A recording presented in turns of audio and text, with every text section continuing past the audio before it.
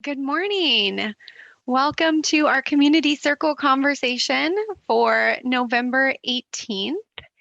We are just going to give people a few minutes to get joining us and we'll get started. I'm really looking forward to today. We'll have a good group with us and great conversation. And we'll have a couple of announcements. So, just a reminder, if you could turn off your audio and your video as everybody is joining, if you haven't yet done that. And we'll give folks a minute or two. Oop, Dylan's rejoining. We'll get our speakers in for sure. Oh, I think we have had some folks who are just popping in and out this morning. So, okay, well, we'll get ready to join in a couple of minutes here. We'll get started, giving just a minute or two more for everybody to get online and join us today. Let's see. And all right, let's move to the next slide. We'll get started just sharing our goals. So again, goals for these community circles and conversations are to build trusting relationships and share knowledge and resources with the Central Iowa nonprofit sector. Our expectations when we gather together is that we'll center our dialogue around these common goals and remain rooted to equity and inclusion. And as a reminder to participants, please mute and turn off your video during this first presentation part of our time together. There are a couple of you who I see still have video and audio on, so if I have to go in and press mute for you, that just means that you'll not be able to unmute yourself later, which is not the best feeling when we go into our breakout rooms. So, all right, we will get started here in another minute. Let's move to the next slide. Great. So, a couple of announcements, network announcements for everybody. I'm not sure if you have seen, but the firehouse, the historic firehouse, so the building that formerly was home to the Des Moines Social Club, and before that was a literal firehouse for the Des Moines Fire Department, has issued an RFP for a strategic alignment and kind of co-location in that space. And I have included the RFP details in our LinkedIn group, which I'll share, and you can reach out to Cassandra Halls, who is the project manager, to get some more information. They are really doing a couple of different tours. One is, I think, tomorrow, it looks like, and then another one in early December, and I believe that's required. So if you're looking for space for your organization, then this might be a really good opportunity to look and see what's available within the firehouse and whether that might be a fit for your organization. So I would encourage you to check that out if you are looking for space. I know that so much of the office space needs are uncertain and programming space needs are uncertain during COVID, but that could be a good opportunity to learn more. Another opportunity I wanted to bring to your attention is the Iowa Campus Compact Americorps Vista program. And so I am assuming that many of you have familiarity with Americorps Vista, but basically capacity building position, 1 year term through Iowa Campus Compact, which is a consortium of colleges and universities committed to the civic mission of higher education. So, if you're looking for expanded capacity for your organization in the areas of health, education, or opportunity, you might consider looking into this program. There's a cost share. I believe it's around $5,500, but it might be a good fit for some organizations that might be looking to scale up a little bit and need some extra support to do that. So, I will be sharing some more details in our upcoming nonprofit link, and I can also share a link in the chat a little bit later too. So I'll make sure that those links for these announcements go into the chat when I'm not presenting. All right, let's go to the next slide. Okay, so today our topic is navigating a merger, and we thought it would be helpful to bring together a real-time case study. So, if you'll recall, maybe some of you joined us back in March or April when we were talking about the power of possibility and sort of the whole spectrum of strategic alignments that different organizations might explore, just to maintain their mission and think differently about what collaboration looks like, to think differently about how they're staffed and resourced. And, we've had several organizations over the past few months who have been doing the work to have these exploratory conversations, to think through whether a merger or some other kind of strategic alignment is a fit. And so today we are going to welcome Melissa Clark-Worf of Courage League Sports, founder of Courage League Sports, and Dylan DeClerc, the founder of Opportunity on Deck, to join us today.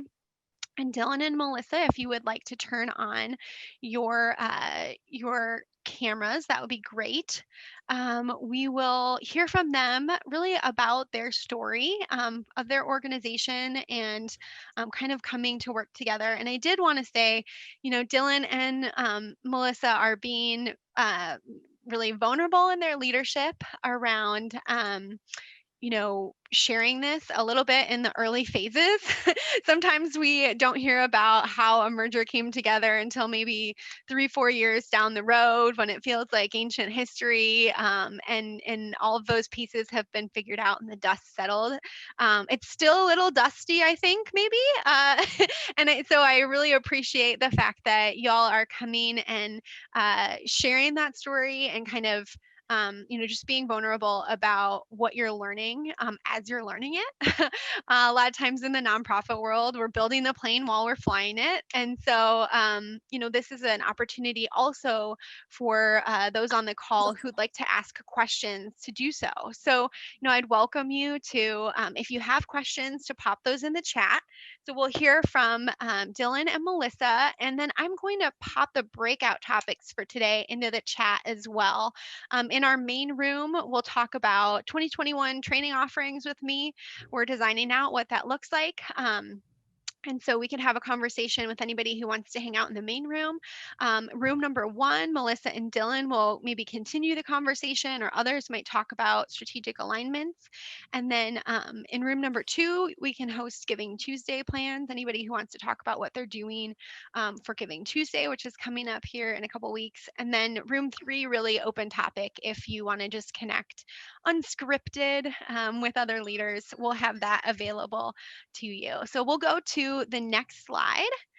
And then Dylan and Melissa, if you just want to start, maybe Dylan, by introducing yourself and tell us a little bit about your organization. And then Melissa, if you want to share the origin story of Courage League. And then we'll talk a little bit about, how did you two connect, and, what it's taken so far to get to the point where you're almost ready to publicly launch your merger. And you can see the uh, really cool logo that they've put together. And I should have probably popped in your existing logo so you could see what a neat blend that has become. So thanks so much, Dylan, and Melissa, I'll let you take over. Great. Good morning, everyone. So my name, once again, Dylan DeClerc, founder and current executive director of Opportunity on Deck. A little bit about our history and in our start. It was an organization that I started when I was in high school as a 16-year-old looking to make a difference for my community. I saw that there was a lot of kids in really just the neighborhood that I grew up in that were the younger brothers and sisters of the kids that I had gone to school with. And I grew up in an area where 50% of kids were like myself, and we had every opportunity that we wanted, and even some of those that we didn't, to participate in basketball or soccer or gymnastics or whatever we wanted. And then about 50% of the other kids at my school were cooking dinner and looking for younger brothers and sisters as young as like third and fourth grade after school. So um, seeing that kind of dichotomy there, I thought that I could do something to help out the neighborhood and community. And so the thing that I knew how to do was coach baseball. And so we started coaching baseball for kids who wouldn't otherwise have that opportunity. We started out by providing all the equipment for free, all the coaching for free. And still to this day, 8 years later, we provide all of our programming and all of our equipment at no cost to those families that participate with us. We've grown from baseball, as you might imagine, with the multiple different balls on the logo there, and we now offer a variety of year-round sports. And it's more than just about sports for us. For us, Opportunity on Deck is all about how do we utilize sports in order to develop positive youth that are going to be positive influences on the community. And we do that by putting positive role models in front of them, teaching them about sports, but also about lifelong values like teamwork and dedication and all those great things that come with sports. And then building the community. We think that getting youth involved in the community and in building the youth or building the community around our youth is what's going to help them succeed in the long term. So that's a little bit about our history. We've served about 3,500 youth since we started in 2012. And it's been tough to do youth programming this past year, as I think people might be able to imagine, with all of the shutdowns and whatnot. But we're excited for kind of the future moving forward with Courage League. And so I'll turn it over to my colleague Melissa, who can explain a little bit about Courage League start. Thanks, Dylan. Melissa. All right, good morning, Melissa Clark Wharf, and I started Courage League about 8 years ago, same amount of time about as Dylan. It's a personal story. So I have a son, Jack, who had 6 strokes when he was 8 years old, that affected him cognitively and physically. And during the course of his rehabilitation, just saw lots and lots of kids coming through the doors of the therapy places we were utilizing, and was really naive to how many were affected in our community, as well as there was just really limited opportunities for kids and adults living with special needs to play and be active. So Jack named it, and we started off with a facility in Urbandale. We serve ages 2 to 82 with our programs and activities. And really it's about, we've done sports, but it's grown past sports, similar to Dylan. It's really about the social connection for a lot of our participants, and creating friendships for them, as well as just showing them what they can do with what they've been given.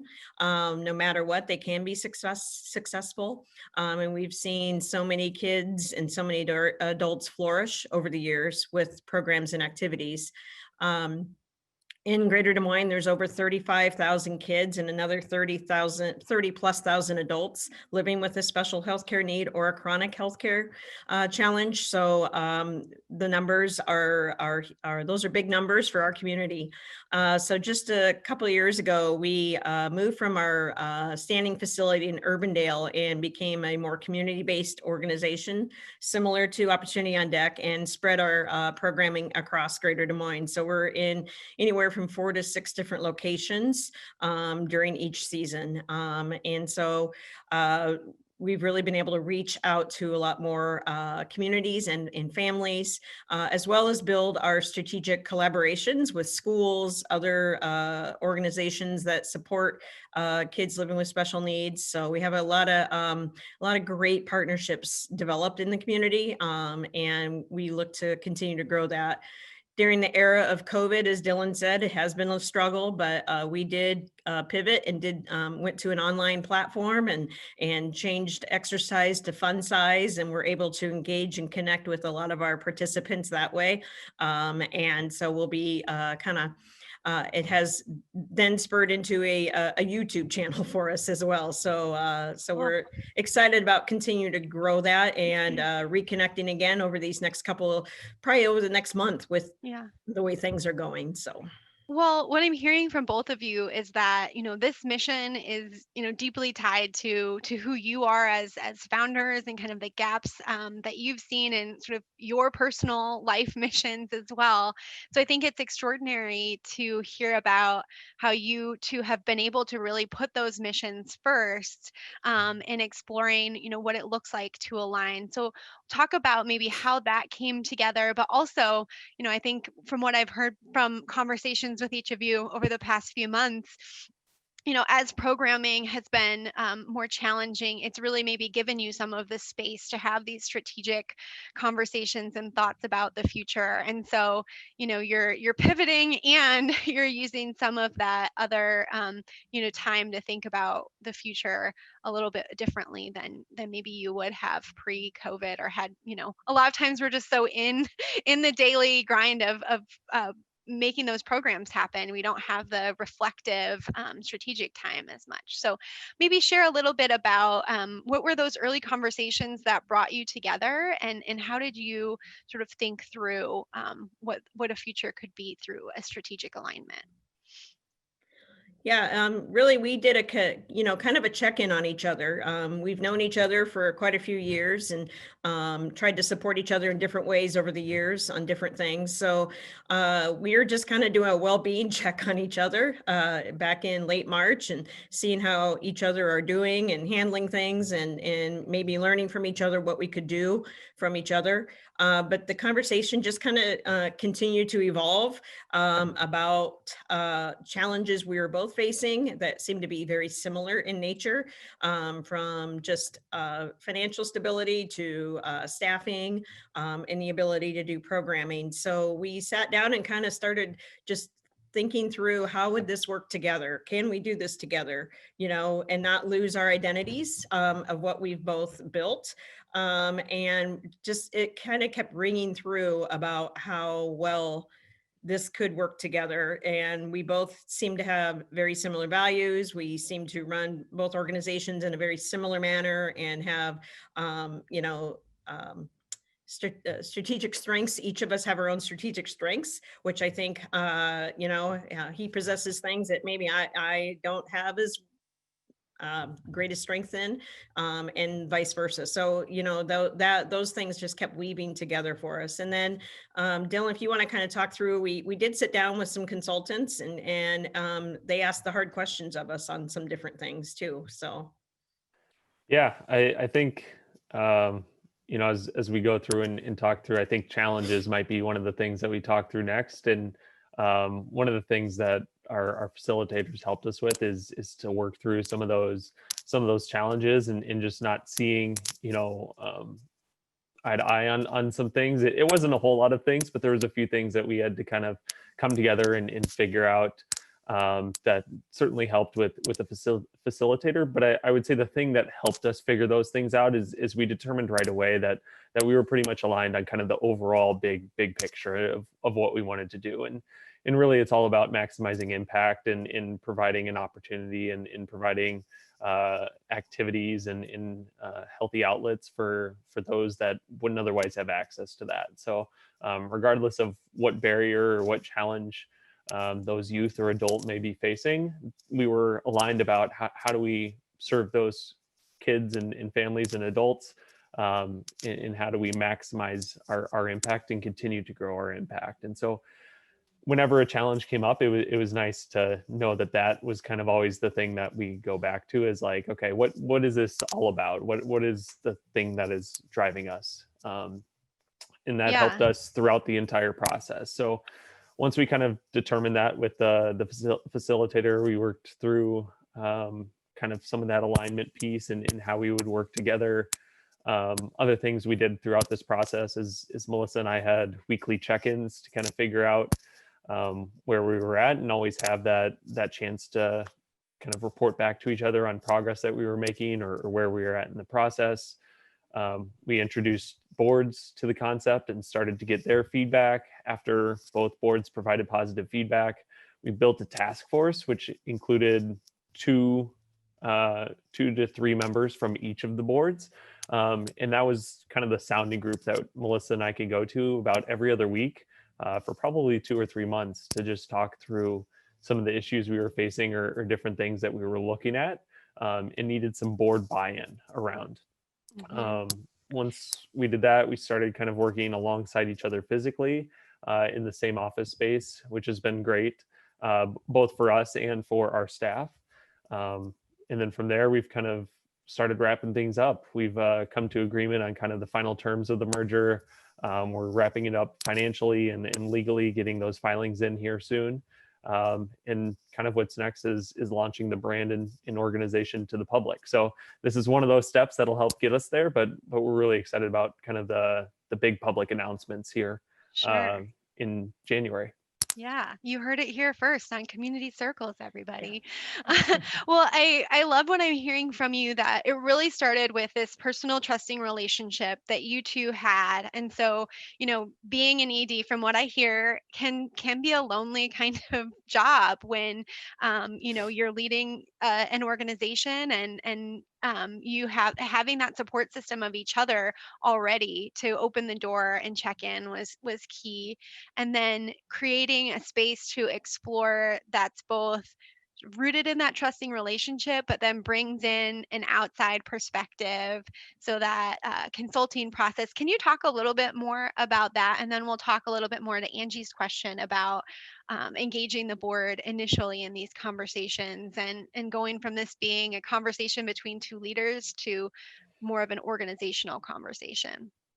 Yeah, I think our consulting piece was, they really just laid it out there for us and broke things down, from personal feelings of, is there a sense of loss and how to work through that? Our programming, and, our logos and our names, and giving those up a little bit. But as you can see, we were able to incorporate both, which we were both really proud of and excited about, because these are personal stories, and there's been a lot of blood, sweat, and tears, if you will, over the years to get these going. So, I think both Dylan and I did, we've expressed to each other, it has been hard on because it is a personal story for both of us, but it's what's best for us to move forward.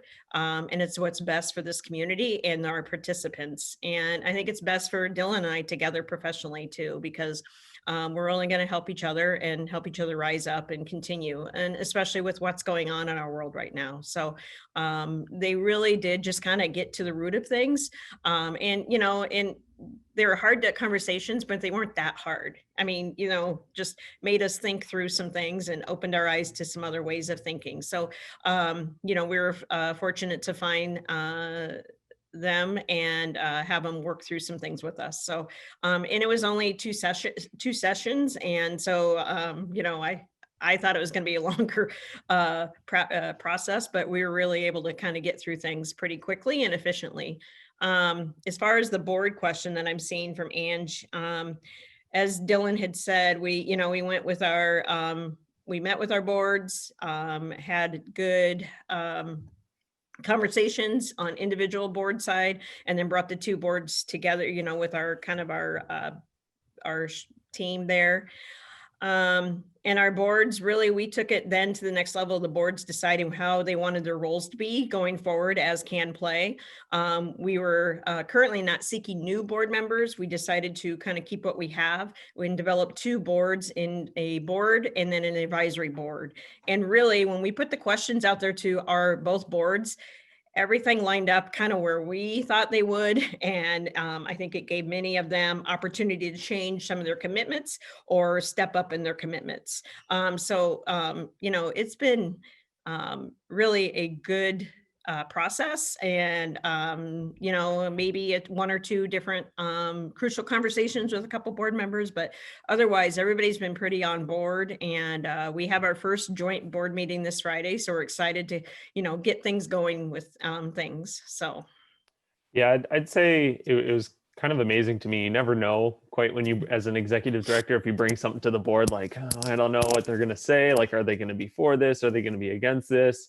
I didn't know at that time if they saw their role changing, and if some people would be defensive against that. Like, oh, I'm getting, demoted from a board to an advisory board. Like, we don't really see it like that, but we could see how that's something that people could think about. And so I was unsure of what the reaction was going to be, but when we explained all of the positive things that were going to result out of this, or all the possibilities that could potentially be there, those far outweighed any of the concerns that people had. There was obviously a couple of questions, but I was actually pretty surprised that everybody was unanimously on board, and well, for lack of a better term, but yeah, everybody was with the program, and agreed that it was going to be a good move for the organization. So it really didn't take a ton of convincing. It just took out kind of laying out the positives of what we saw for possibilities, and everybody really enjoyed the potential that we had. Sure. and kind of got behind it pretty early. So it sounds like you're really taking this strengths-based leadership approach, not only to how you're reemerging. So when I asked, I know a lot of the terminology around mergers is that there's a surviving organization, and it feels like really intense around, one organization dying off and one surviving. But it sounds like you two are emerging as co-founders of this new organization, maybe taking a page from the playbook of the tech scene. And I know that's kind of some of the background of the consultants maybe that you worked with too, a little bit more of that entrepreneurial space. And so can you talk a little bit about what that's going to look like for you? And then it sounds like you're doing a similar thing with your board around, is your strength in the governance side, or what is this more advisory role that they're taking? So if you could share a little bit more about what that looks like. Yeah, so we're basically like a high tech company. No, just kidding. We use the tech, but we're not always super great on the technical side. But yeah, so we're kind of doing the co-founder roles is the way that we decided how we were gonna. Those are our official titles, and that's kind of how we're gonna work together. We make decisions together for some of those bigger things, and then kind of figure out. Right now we have some ideas of certain things that I'll handle versus what Melissa will handle, but I think a lot of that's just kind of discovery and figuring out, who's got a better strength, who has more time, and how's the best way to kind of divide up those tasks in area of responsibility. So that's kind of our plan moving forward in terms of working together. And it's not just us that's going through that process too. Our staff is kind of having to rediscover who they are and where they fit within the organization in terms of a role here too. And that's something that we kind of see happening over the course of, maybe 6 to 9 months, or maybe even this entire first year. So that's answer the first question. Melissa, you could take it from here. Okay. As far as the boards, really our advisory board were those that just kind of wanted to step back a little bit, but wanted to be cheerleaders of our organization, help with our events, fundraising events and things like that, or provide professional referrals and professional, financial, legal, HR type things with what their specialties are. So really, they have always been big cheerleaders of either one of the organizations. And so this really continue to engage them with us. And we're going to need that, as we keep going on forward together. And then our board is really more to that executive board piece of the overall, quarterly meetings, going through financials, budget approvals, and operational things to bring to them. So again, we were really pleased how things just aligned so nicely with just a couple of conversations, and so far so good. And we have some that have said, hey, we want to stay with you like another year and then maybe back down and just get us through this transition. And actually, I think strategically that works really well as we move forward together and see what other possible needs we need from our board going there. So that piece has gone well, and the legal piece has been pretty simple as well. It is hard, as you mentioned, Brianne, about that surviving organization. It's a hard thing to go through and transfer those things. So it's, again, it's that personal piece that we both built these things and trying to work through those. So it's hard, but we both know it's for the greater good, and we're going to keep going together. And I'm extremely excited about how we were able to engage both of our organizations in our logo, and you're going to see a lot of that going forward. And our new tagline, I'm going to plug this a little bit: when you have opportunity and you have courage, you can play. And that's really what we do. So That's awesome. So I love that. Thank you. And I think, that goes to Sherry's point in the chat to the trust, and then putting the mission ahead of ego really has been critical, it sounds like. Dylan, you alluded real quick, and I know we'll wrap up into breakouts here in a few minutes, but I do want to hear a little bit more about, your timeline as far as bringing the staff into awareness about these conversations. And there's so much uncertainty in the world right now. And so how you manage that or are managing that sort of in this critical time.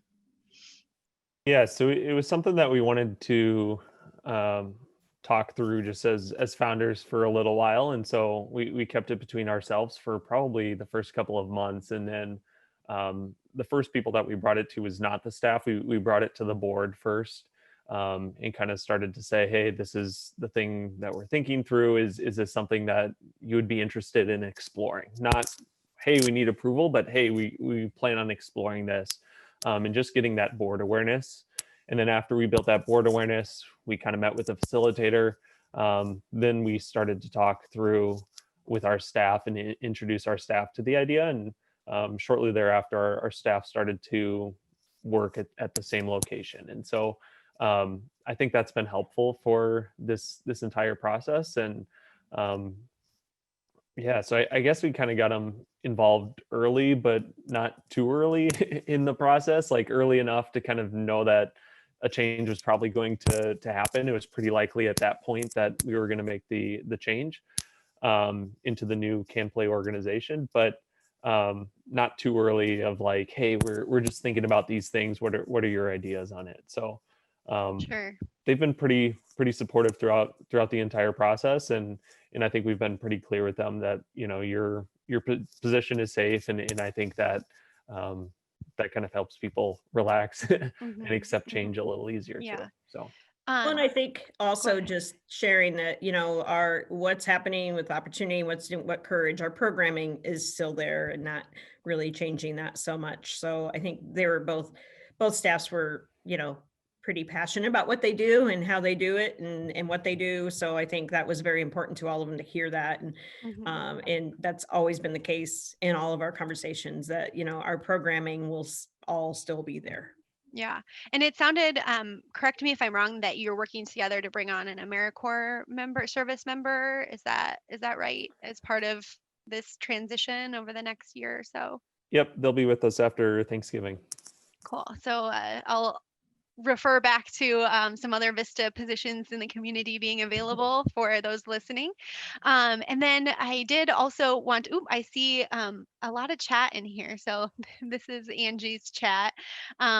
Really just thanking you for this model. And I think, the ability to come on here sort of in the midst of all of this, we were talking about timing and, whether you felt like you could talk about this with the community in mid-November. And so I was surprised, honestly, and grateful that you kind of took me up on it and that you could have this conversation a little bit more broadly. So we'll be able to continue the conversation in our breakouts.